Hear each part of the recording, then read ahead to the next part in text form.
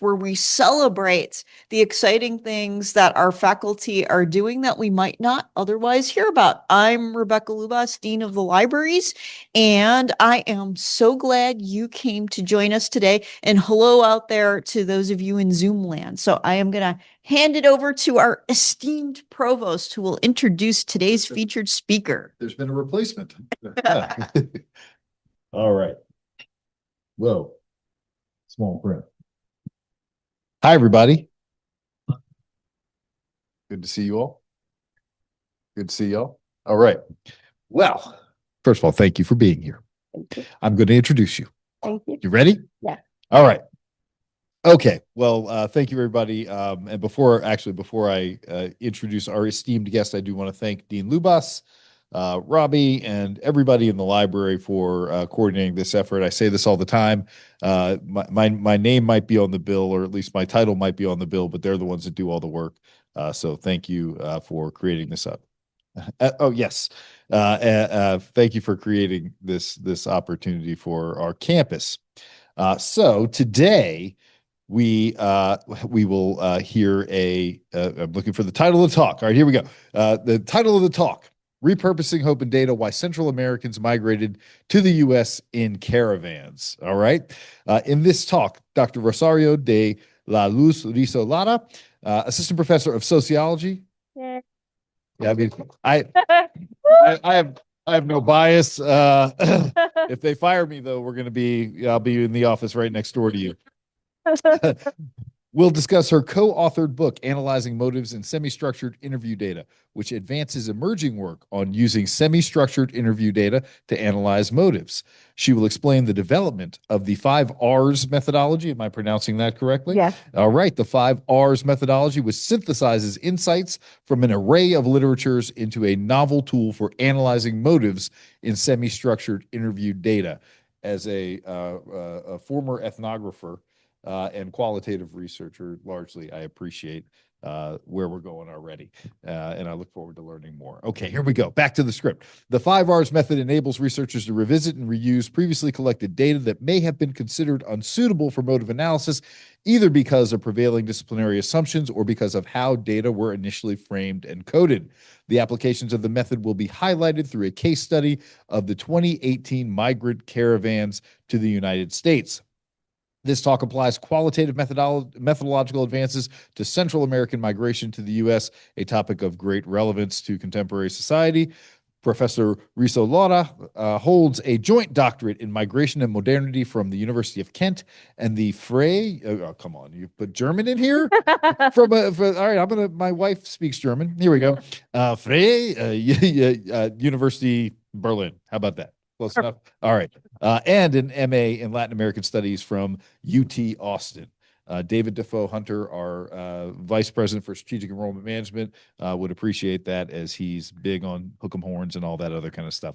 Her areas of expertise include international migration, borders, social movements, and qualitative research methods. She uses qualitative approaches to study Mexican and Central American migration to the U.S., the politics of asylum, the effects of immigration policies and border control, and the various ways migrants respond to and resist these policies. Her work has been published in leading journals, such as the Journal of Ethnic and Migration Studies, Journal of Borderland Studies, and Migration Studies, among others. She has also co-authored a book on qualitative research methods, appeared on podcasts, and presented at national and international conferences. Thank you for joining us. I look forward to your talk. Take it away. Thank you so much. Thank you so much, everybody, for being here. I'm really excited to be here. Thank you for everybody that is joining us on Zoom. Thank you again, Robbie, for the invitation, to the provost and everybody that was able to make it here. My name is Rosario Rizzo Lara. I'm an assistant professor in the Department of Sociology. And the topic of our presentation today is Repurposing Hope and Data: Why Central Americans Migrated to the United States. And before I jump into the presentation, I want to provide you a brief overview of the content of this talk. First, we're going to introduce the topic. We're going to tell you a little bit about the debate about studying semi-structural interviews to study motives with semi-structural interview data. We're going to talk about how I and my co-author developed the 5 R's method, and we're going to apply that method to study the migrant caravans, and then we're going to have some time for questions. So this talk is based on a book that we published in the summer of 2025, so like about 6 months ago, that is called Analyzing Motives in Semi-Structured Interview Data, a guide for the social sciences, with my co-author, Luis Antonio Villar Henninger. And it was published by Palgrave. So the premise of the book and of this talk is, can we use semi-structured interviews to study motives? So at the core of sociologists, right, and many other disciplines, scholars have been puzzled by understanding why people behave the way they do, right? They want to understand what motivates action, why people do the things they do. So why do people migrate? That is a very relevant question that we can think about today, right?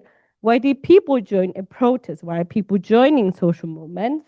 Or why are kids dropping out of school, right? So all these questions have been puzzled sociologists. And they have used different methods to study these motives, to study these questions. So one of those methods have been interviews.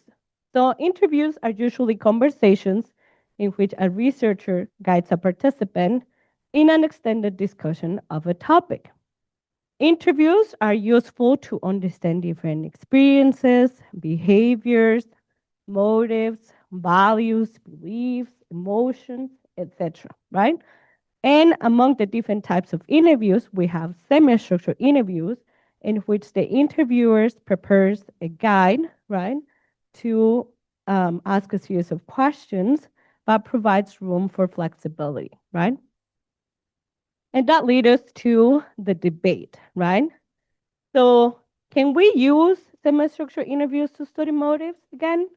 Right? So since the 1940s and the 1950s, sociologist Wright Mills, which has been very, very influential in the study of sociology, he rejected the idea that the information that we get through semi-structured interviews really provide information about motivations, about motives, right? He instead said that what people say in the interviews are only justifications for behavior. And other sociologists like him also said and rejected the idea about collecting motives and instead said that what people talk about in the interviews are accepted norms. So different scholars claim, again, that the information that we get through semi-structured interviews are other things but motives, right? And then they said, we cannot use this data because data are filled with contradictions, because they reflect institutional constraints and opportunities. They just capture, again, justifications. They talk about societal norms, but they do not reveal the truth about why people do the things that they said they do. So there's always a mismatch between people's actions and what they report in the interviews. However, restricting the study of motivation is problematic, as sociologists have continued to use semi-structured interviews to study motives. But they have not acknowledged that. They have not acknowledged that they use semi-structured interviews, and I'm going to show you an image of that. And questions about motives are difficult to answer through ethnographic data. So here's an example of the 4 top American sociology journals: American Sociological Review, or the American Journal of Sociology, Social Forces, and Qualitative Sociology, that have published research on motives, right? And as we see, there are a lot of them, right? And in this span of 2015 to 2019. But they have not disclaimed that they are using semi-structured interviews to study motives.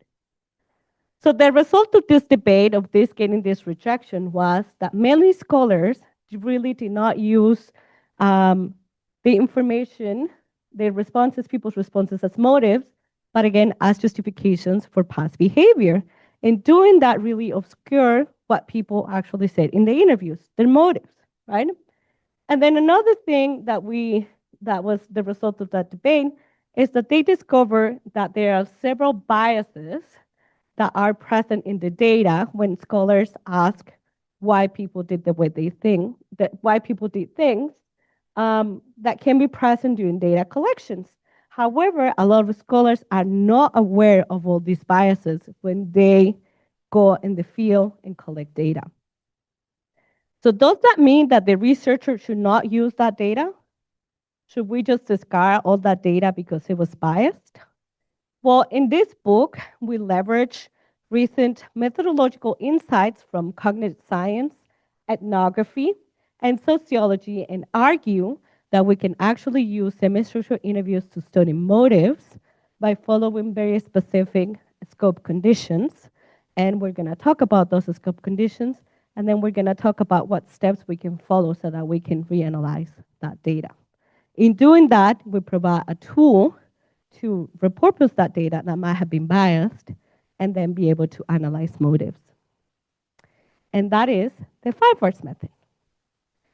So again, we know that some researchers might not be aware of the biases that exist in data collection when conducted semi-structured interviews, but that data, some of that data can be salvaged, and we want to repurpose that data.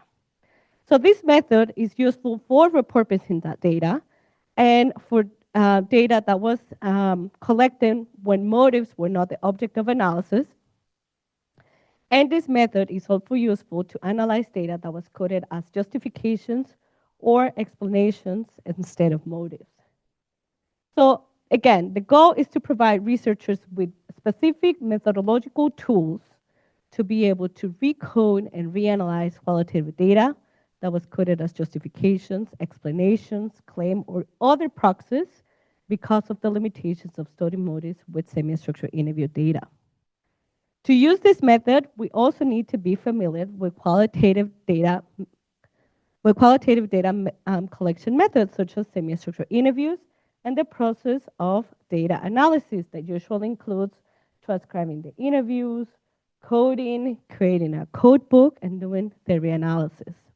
So this method is an iterative process where the researchers goes back and forth between the different codes, the code book, and the data. For those of you that don't know what a qualitative coding is, right?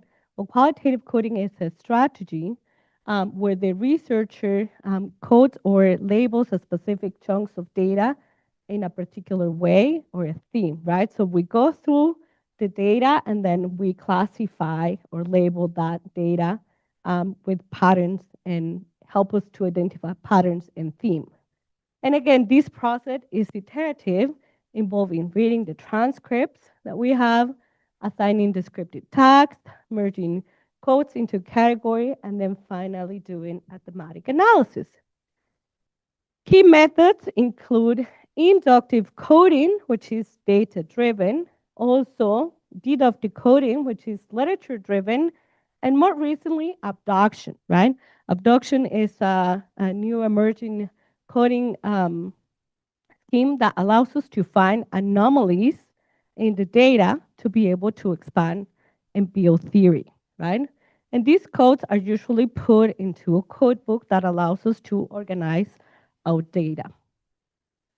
So this is, for example, an example of a code book that I developed for the project of the October 2018 caravan. So we have level 1 codes, drivers of migration, level 2 codes, poverty, violence, home country, drivers of migration are all these factors that are going to lead people to migrate, to leave their country. And level 3 codes were examples of the level 2 codes, such as unemployment, underemployment, violence perpetrated by the state, by gangs, etc.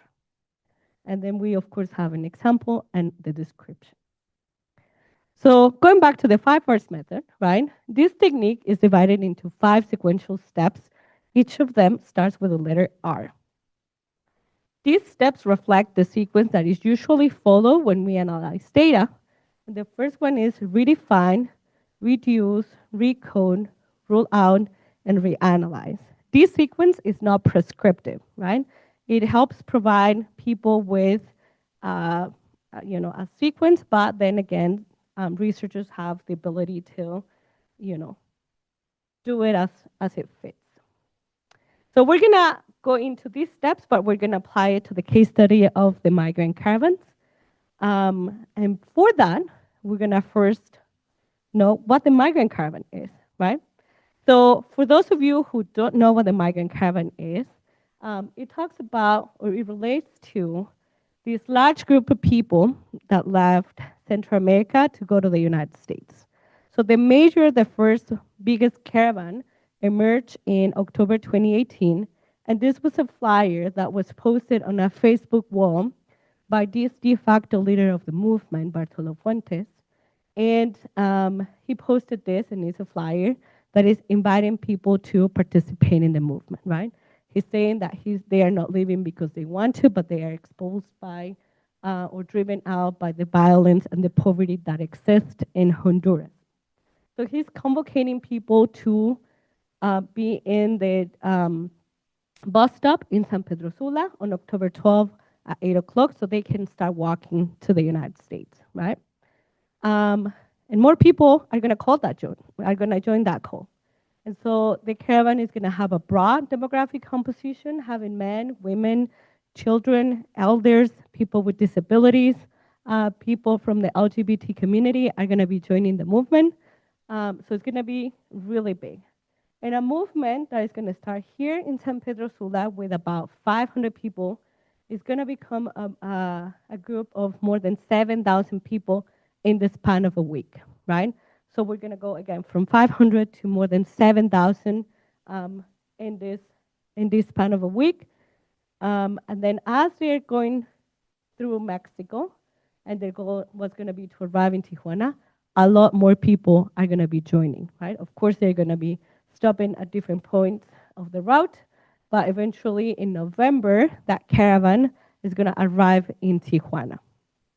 So the route that they follow is longer than walking from Tijuana to the Canadian border. So just to give you an idea of the length of the walk, right? It's more than 3,000 kilometers. So, and this is another image of the thousands of people that were walking together in that migrant caravan.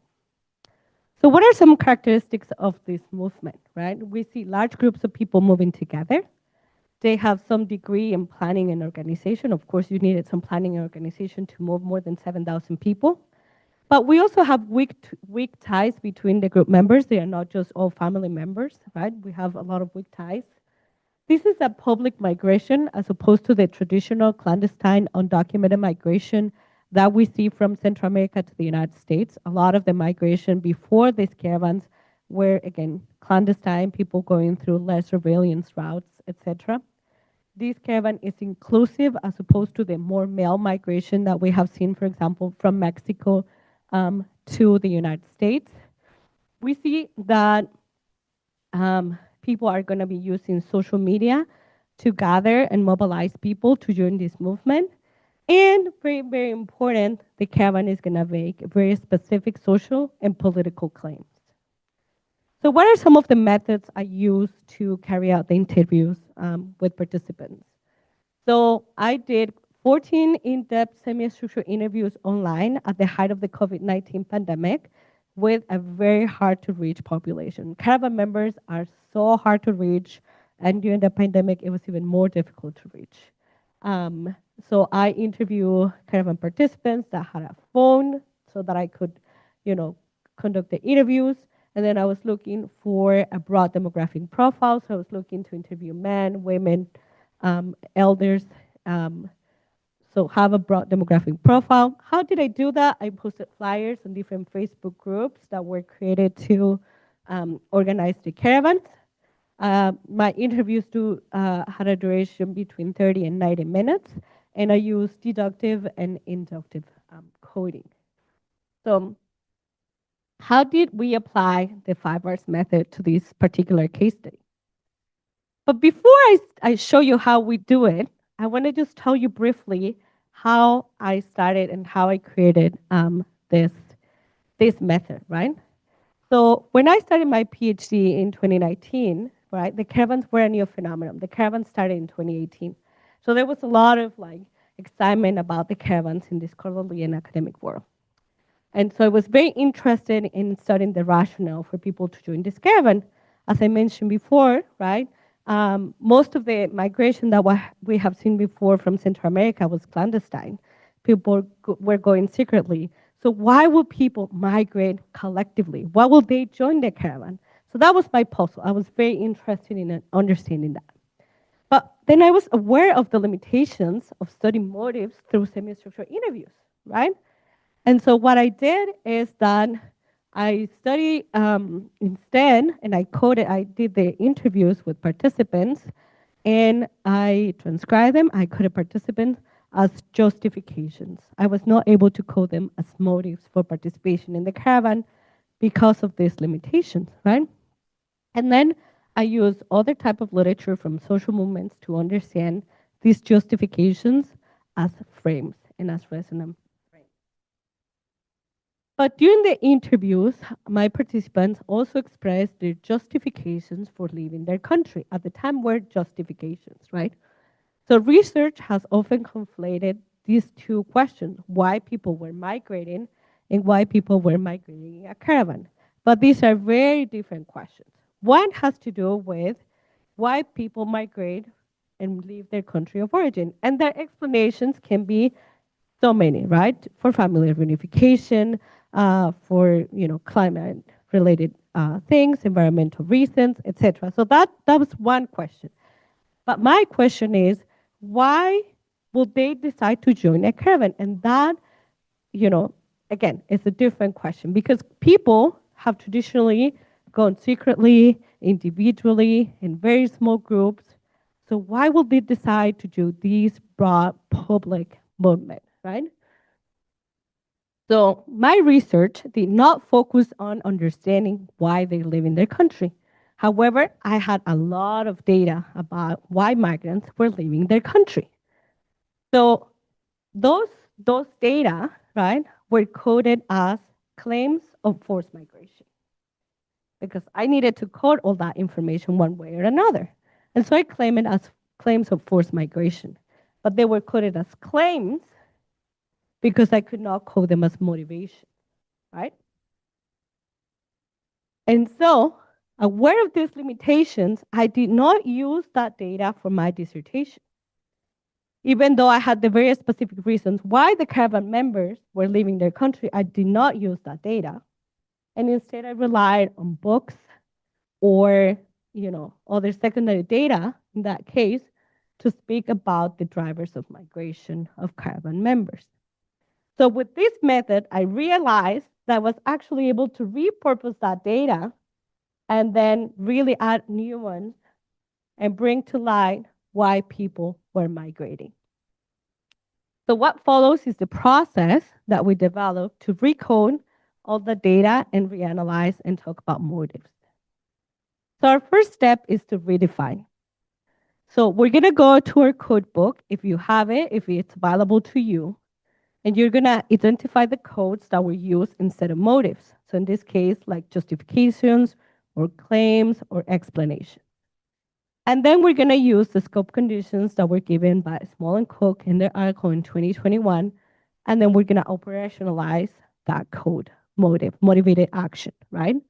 So we're going to be able to identify motives in the excerpts where participants A offer an explanation for an action, had a goal, and most importantly, they reflected on that goal before affecting the action, right? So let's talk a little bit, just a second, about what Small and Cook said in 2021, right? They see a motivated act as one aim at fulfilling a motive or a set of motives which the actor reflected on before affecting the action. And this has two implications, right? It had to be reflected on, and we cannot use interviews to understand automatic action. That is, cognitive science has established that we cannot use interview to study intuitions, habits, subconscious or unconscious behavior, right? So we can only reflect on automatic action. We cannot use automatic action. And the other thing is that we needed to assess whether people's expressed motivation for an action matches their actual motives. So we're going to do this in the case study that I was telling you about claims of forced migration. So I went back to my original code book, right? And I looked for the code claims of forced migration. And I'm going to use that code and I'm going to redefine it as drivers of migration, right? And so here, I'm going to use it when participants offer explanations for leaving their country, have a goal, and reflect on the decision to migrate. So this was my original code in my code book, right?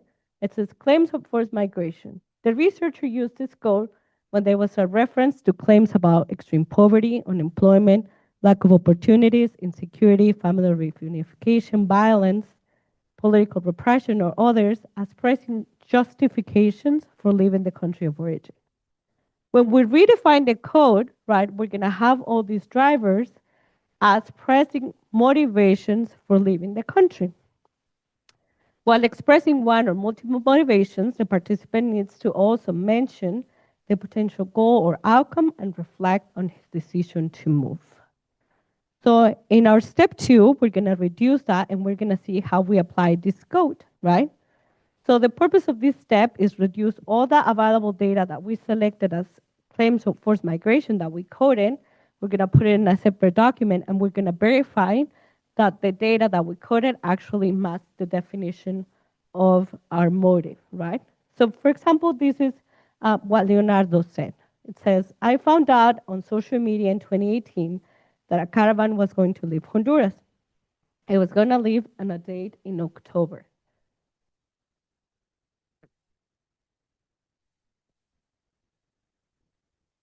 At that moment, I decided to undertake a trip to the United States because more than anything, I needed to get ahead, get a job to be able to build my house and have a better life for my children. 2 weeks before the caravan left, I found out about the caravan. I knew that a caravan was going to leave, so I was constantly checking and I started to prepare. I put some things in order. I paid something I owe so as not to have debts. And well, yes, I finished paying what I owe. And when the day came for me to leave Nicaragua, I did it. So in this passage, right, we observe the 3 elements needed for a motive. First, the participant explained why he was leaving. He expressed his desired goal and outcome, and he reflected on his decision to move before migrating, right? He was planning on doing that. So the above account is an example of a motive as it fits the scope conditions of a motive and as such should be recorded and reanalyzed. So our step 3 consists of revising our codebook and recording the data accordingly. So just as participant gave us very specific examples as to why they're leaving their country, we need to recode and be able to add this level 2 codes or level 3 codes to our code book and recode our data, right? And there are very specific benefits of recoding, right? Because then by recoding, we'll be able to point out and directly speak about the motivations that people had to leave their countries, instead of just talking about them as claims or justifications, validating the experiences and their voices. Recoding will ultimately allow us to do a nuanced analysis of the drivers of migration instead of generalizing or only pointing out to secondary data.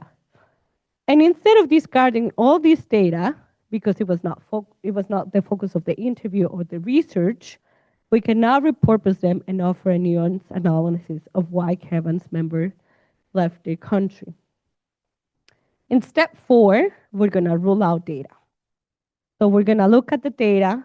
Once it matches the definition, we're going to rule out all the data that is biased because we don't want to use biased data, right? And there are different biases that we can identify in the data, such as deception, recall error, reasonableness bias, intentionality, and single motive bias. So we're going to look at an example of biased data, right?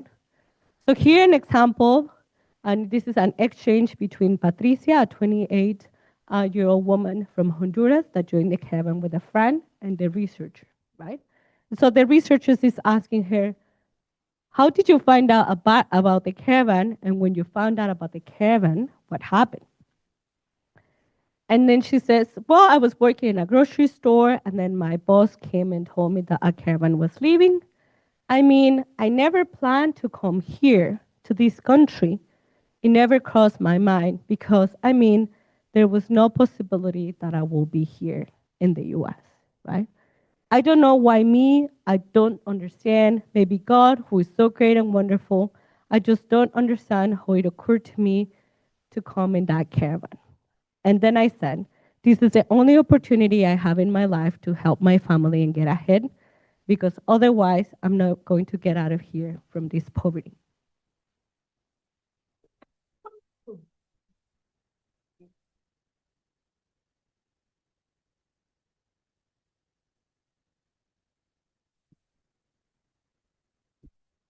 So in this example, Patricia mentioned two of the elements needed in the definition of a motive.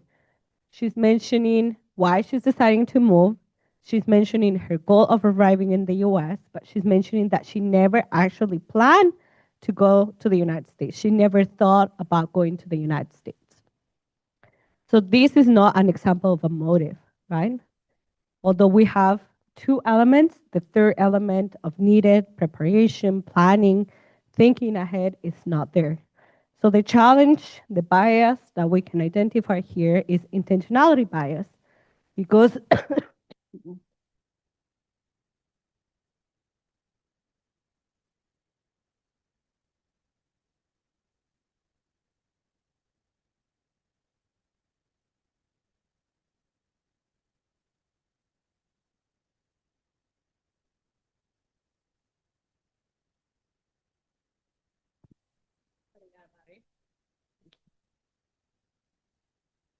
this is not to say that her words and experiences are not meaningful.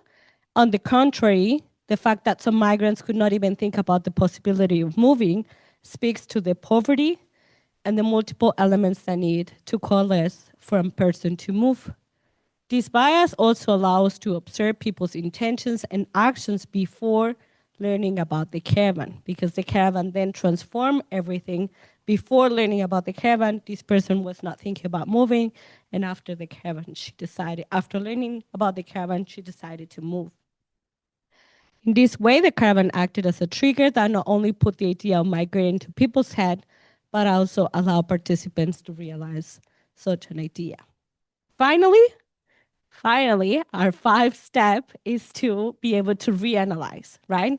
So again, the first one was to redefine, right? The second one was to reduce. And the third one, we're gonna recode, we're gonna eliminate data that was biased.